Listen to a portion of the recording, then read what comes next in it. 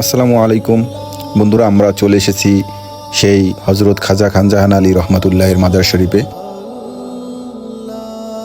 হজরত খাজা খান জাহান আলী রহমতুল্লাহ আলাইহি তিনি ছিলেন একজন মুসলিম ধর্মপ্রচারক এবং বাংলাদেশের বাগেরহাটের স্থানীয় শাসক। মাজার শরীফে রয়েছে প্রায় 200 একর আয়তনের বিশাল একটি দিঘি। এই দিঘিটি আধ্যাত্মিক সাধক, ধর্মপ্রচারক ও সমন্বয়ক হজরত খাজা খান জাহান আলী খনন করার পর যাতে কেউ দিঘির সুপেয় পানি নষ্ট করতে না পারে সেজন্য দিঘিতে একজোড়া মিঠা পানির কুমির ছেড়ে দেওয়া হয়। সেই থেকেই বংশ পরম্পরায় খান জাহান আলীর দরগার দিঘিতে এই মিঠা পানির কুমির বসবাস করে। বর্তমানে পুরাতন আমলের একটি পুরুষ কুমির সহ 2005 সালে 24 জুন ভারতের মাদ্রাজ থেকে আনা 4টি মিঠা পানির কুমিরের 3টি এই দিঘিতে রয়েছে। খান জাহান আলীর দরগার কুমিরের রয়েছে দীর্ঘ কিংবদন্তি ইতিহাস।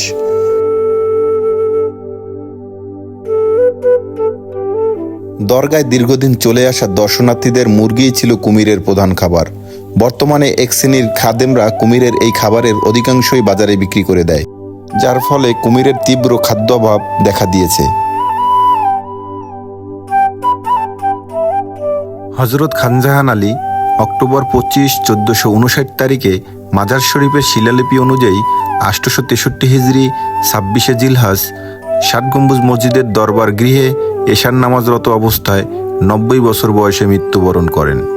প্রতি বছর চৈত্র মাসের পূর্ণিমার সময় খান জাহান আলীর মাজারে ওরস অনুষ্ঠিত হয় এবং লক্ষাধিক লোক তাতে সমবেত হয়।